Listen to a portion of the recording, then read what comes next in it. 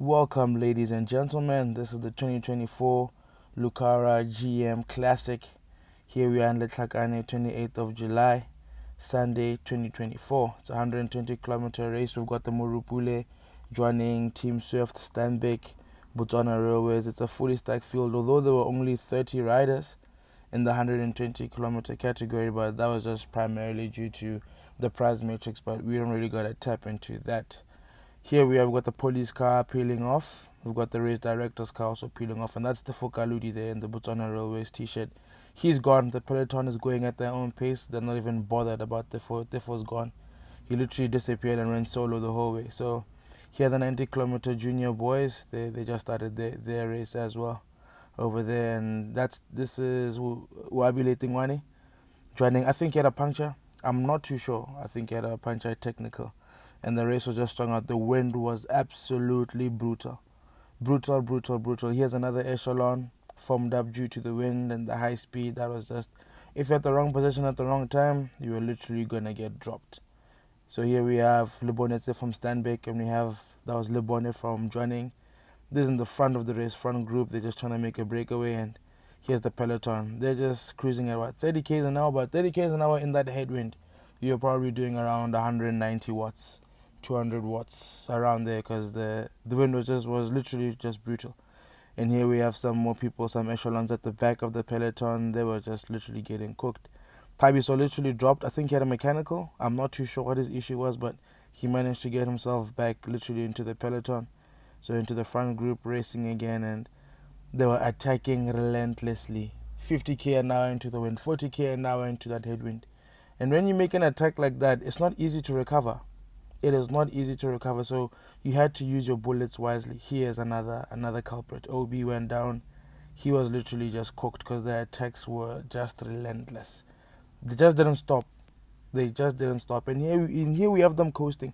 So what they were doing was they would attack at like 40 k's an hour, 50 k's an hour into that wind, and take the speed down to 20. So you could never really recover. You were never really in the middle of things. And here's Wabile asking for a beat on from the Swift car, but the joining car was somewhere else, so I don't think they're big rivals. There was no way he was gonna get that beat on at all. Here he was just trying to roll the dice and get his luck. And here they are again, coasting at 20 k's an hour, just taking it easy, letting the guys recover. Just look at the guy at the back. You can just tell from his body language that this is a race. You can see that although they are going at a slower pace, that's not an issue. But watch what's gonna happen as this car peels off to the right. Just look at this. Look. You see? There's Thabiso attacking. Now everyone's going to start accelerating. Look at this guy at the back here. Just look at his body language. It just shows you how tired they were. So now they made the turnaround point, and therefore is still in the front. Solo. Just look at how big this gap is. Therefore's gone.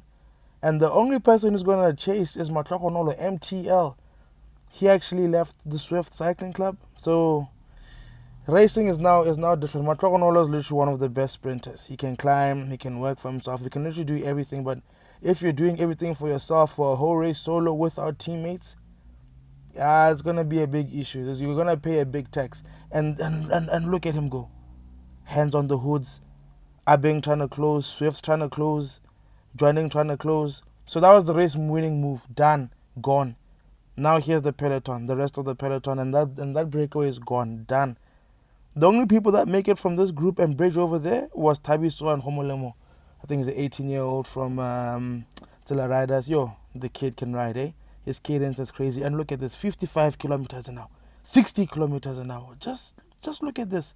Because that tailwind was crazy. I think the tailwind was giving them an extra, 25 to 27 kph mahala. So the rest they just had to put on themselves. So literally people told me that they were cramping. The tags it was just 50 k's the whole way an hour from literally here to the finish line. So 60 k's out and 60 k back. So the last 60 k, the average, and just look at that. Just look at that cadence.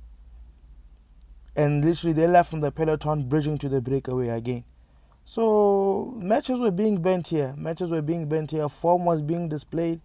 People can see who's strong. People can see who's not fit. So look at this young boy pulling. And he's just 18 years of age. Thabiso also trying to get there into the breakaway. Now look, now you see the tension is starting. I see a rider at the back who be asking, why are we slowing down? Do you guys really want the guys who are behind us to catch up? And they wanted Hunter to go and pull, but Hunter's there, he's just having a feed, he's having his beat on. He's just chilling, man. Now everyone's coasting. They clearly wanted Hunter to work, you know. Now we got some cows here. The cows spectating. Let me load again.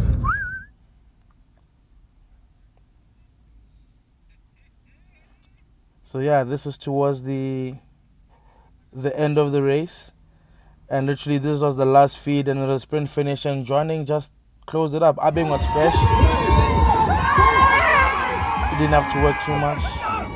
Swift got number 3. Matokonolo number 2. Yeah. See you next time, ladies and gentlemen. We will be back and better.